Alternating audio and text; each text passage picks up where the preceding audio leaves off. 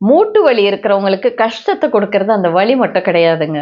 இந்த வலியால தினம் தினம் கொஞ்சம் கொஞ்சமா அவங்களுடைய வாழ்க்கையில ஏற்படக்கூடிய அந்த மாற்றங்கள் இருக்கு இல்லைங்களா, அதுதான் அவங்களுக்கு இன்னும் அதிகமான வலியை கொடுக்குது. இனிமேல் நம்மளால தரையில உட்காரவே முடியாது அப்படிங்கிறது ஒரு நாள் அவங்களுக்கு புரிஞ்சிருக்கும். இனிமேல் நம்மால படிக்கட்டுகள்ல ஏற முடியாது அப்படிங்கிறது ஒரு நாள் அவங்களுக்கு புரிய ஆரம்பிச்சிருக்கும். அவங்களுக்கே தெரியாம அவங்க ஒவ்வொரு முறை எந்திரிக்க முயற்சி பண்ணும் போதும் அவங்கள அறியாமலேயே யாருடைய உதவிக்காகவாது அவங்களுடைய கைகள் நீளும். உங்க மூட்டு வலியை முன்னிலைப்படுத்தி தான் நீங்க வாழ்க்கையில பல டெசிஷன்களை எடுக்க ஆரம்பிப்பீங்க. வெளியில எங்கேயும் போக முடியாது, வீட்டுக்குள்ளேயே நடக்கிறது கூட ரொம்ப கடினமான ஒரு காரியமா இருக்கும்.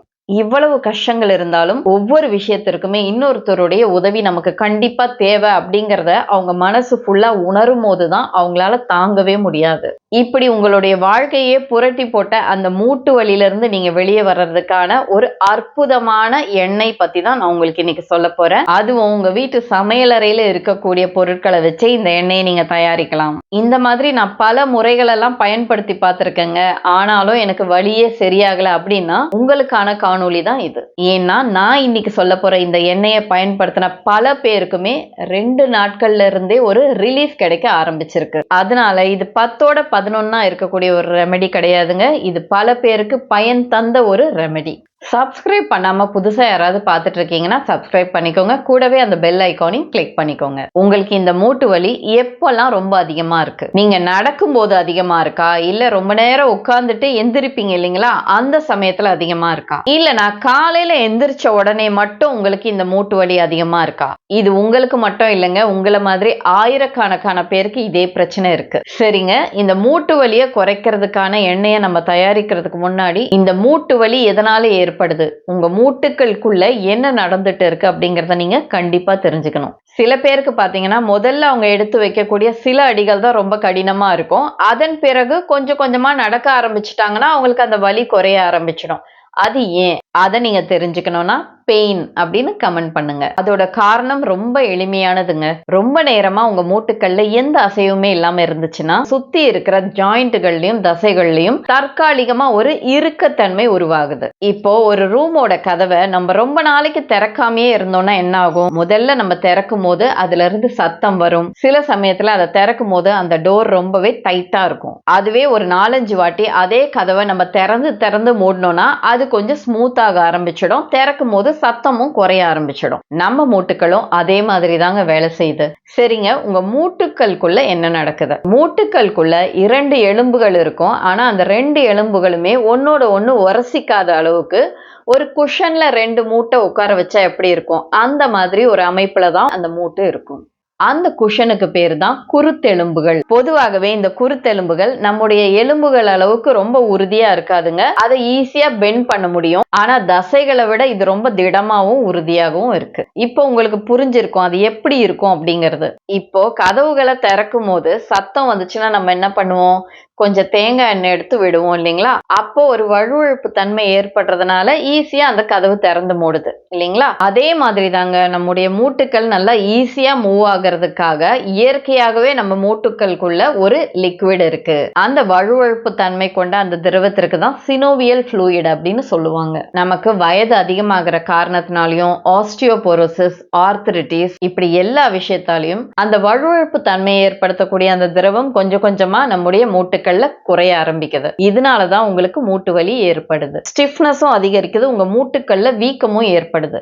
நம்ம இன்னைக்கு தயாரிக்க போற அந்த எண்ணெயை உங்க மூட்டுக்கள்ல பயன்படுத்தும் போது அங்க இருக்கிற தசைகளை அது கொஞ்சம் ரிலாக்ஸ் பண்ணுது. இதனால மூட்டுக்கள்ல இருக்கக்கூடிய அந்த இறுக்கத்தன்மை குறையுது. அது எல்லாமே இணைந்து செய்யும் போதுதான் இந்த மூட்டு வலி குறையுது. சரிங்க, இந்த பெயின் ரிலீஃப் ஆயில நம்ம தயாரிக்கிறதுக்கு முதலாவதா நமக்கு தேவைப்படுறது கடுகெண்ணெய். நம்ம எதுக்காக இதுல கடுகெண்ணெயை பயன்படுத்துறோம்? வேற சில சமைக்கிற எண்ணெய்கள் கூட இருக்கே, அதை ஏன் நம்ம பயன்படுத்தல? பாரம்பரியமாகவே இந்த கடுகெண்ணெயை உடல் வலி அதிகமா இருக்கிறவங்களுக்கு மசாஜ் செய்யறதுக்கு பயன்படுத்திட்டு வந்திருக்காங்க.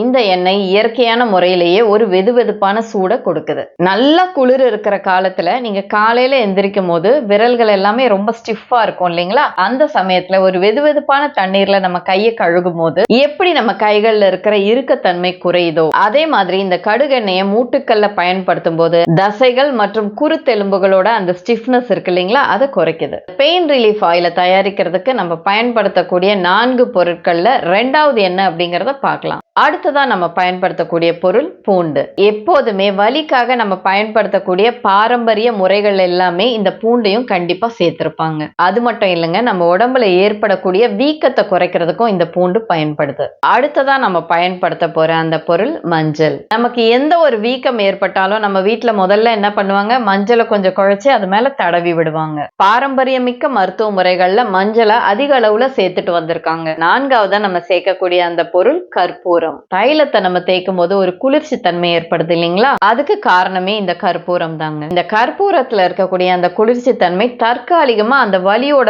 உணர்வு இருக்கு இல்லைங்களா, அதை குறைக்குது. சரிங்க, இப்ப இந்த பெயின் ரிலீஃப் ஆயில்ல நம்ம பயன்படுத்த வேண்டிய 4 பொருட்களையுமே நம்ம பார்த்துட்டோம்.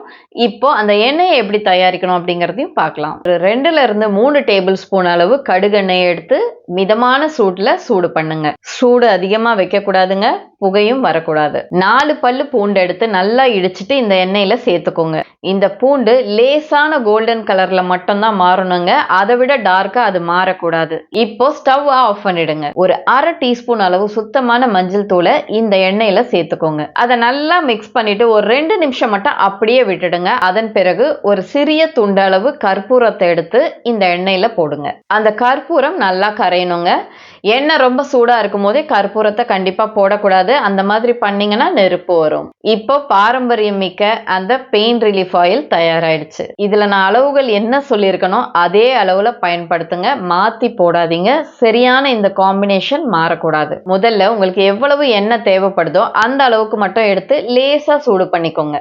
ரொம்ப சூடாக கூடாதுங்க. உங்க ஸ்கின்ல படும்போது அது உங்களுக்கு எரிச்சலை ஏற்படுத்தக்கூடாது. இப்போ உங்களுடைய மூட்டுக்களை சுத்தி இந்த எண்ணெயை நல்லா ஸ்ப்ரெட் பண்ணுங்க. கடிகார சுற்றளவுல உங்க முட்டிக்கு மசாஜ் பண்ணி கொடுங்க. வெறும் மூட்டுக்களுக்கு மட்டும் இல்லாம அதை சுத்தி இருக்கிற தசைகள் எல்லா இடத்துலயுமே தேய்ங்க. ஏன்னா இந்த தசைகள் ரொம்ப டைட்டா இருந்தாலும் உங்களுக்கு நடக்கிறது ரொம்பவே சிரமமா இருக்கும். ஒரு 5 நிமிஷம் மட்டும் மசாஜ் பண்ணி கொடுங்க. ரொம்பவே கடினமா அழுத்தி மசாஜ் பண்ணாதீங்க, லேசா செஞ்சா போதும். அதன் பிறகு ஒரு மெல்லிய காட்டன் துணி எடுத்து உங்க மூட்டுக்களை மூடி வச்சிடுங்க. ஒரு 10 நிமிஷம் அப்படியே இருக்கட்டும். நீங்க மூட்டுக்கல்ல தேய்ச்சிருக்கிற எண்ணெய் ஒரு 20ல இருந்து 30 நிமிஷம் வரைக்கும் அப்படியே இருக்கட்டும். 30 நிமிஷம் கழிச்சோம் அந்த இடத்துல ஏதாவது எண்ணெய் இருந்துச்சுன்னா ஒரு துணி வச்சு நல்லா தொடச்சி எடுத்துடுங்க. இந்த எண்ணெயை நீங்க பயன்படுத்தி சில நாட்கள்லயே உங்களுக்கு நல்ல ஒரு வித்தியாசம் தெரிய ஆரம்பிக்கும். சில பேருக்கு அவங்க சேர்ல இருந்து எந்திரிக்கும் போது அது ரொம்பவே ஈஸியா இருந்திருக்கு. சிலருக்கு காலையில எந்திரிச்ச உடனேயே ஒரு இறுக்கத்தன்மை இருக்கும் இல்லைங்களா, அது குறைஞ்சு நடக்கிறதுக்கு ரொம்ப ஈஸியா இருந்தது. உங்களுக்கு வருஷ கணக்குல ஆர்த்ரைட்டிஸ்னால வலி இருக்கு அப்படின்னா உங்களுக்கு இன்னும் கொஞ்சம் அதிகமான நேரம் எடுக்கும். முக்கியமா நீங்க தெரிஞ்சுக்க வேண்டிய ஒரு விஷயம்,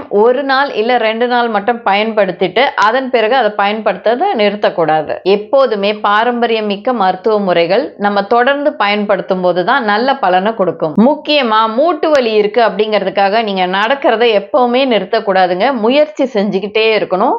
வலி இருந்தா கூட மெதுவாவது நீங்க நடக்க தொடங்கணும். உங்க மூட்டுக்கள்ல ஏதாவது புண்ணு இருக்கு, காயங்கள் இருக்கு, இன்ஃபெக்ஷன் ஏதாவது ஆயிருக்கு அப்படின்னா நீங்க அதை பயன்படுத்தாதீங்க. உங்களுக்கு டயபெட்டிஸ்னால கால்கள்ல உணர்வு ரொம்ப கம்மியா இருக்கு, உங்க ஸ்கின் ரொம்ப சென்சிட்டிவா இருக்கு, ரத்த ஓட்டம் ரொம்ப கால்கள்ல குறைவா இருக்கு, நீங்க பிரெக்னண்டா இருக்கீங்க, குழந்தைக்கு பால் கொடுக்குறீங்க அப்படின்னா நீங்க எல்லாம் டாக்டர் கிட்ட கன்சல்ட் பண்ணிட்டு மட்டும்தான் இந்த எண்ணெயை பயன்படுத்தணும். இந்த காணொலி உங்களுக்கு பிடிச்சிருந்தா இதை நீங்க லைக் பண்ணுங்க. உங்களுடைய நண்பர்களுக்கும் அன்பானவர்களுக்கும் இது உபயோகமா இருக்கணும்னா அவங்களுக்கும் இதை ஷேர் பண்ணுங்க. இது போன்ற ஆரோக்கியம் குறித்த தகவல்கள் உங்களுக்கு தொடர்ந்து கிடைச்சிட்டே இருக்கணும்னா நம்ம சேனலை சப்ஸ்கிரைப் பண்ணிக்கோங்க. நீங்க எப்போதுமே ஆரோக்கியத்தோடும் தன்னம்பிக்கையோடும் வலிகள் எதுவுமே இல்லாம இருக்கணும். நன்றி.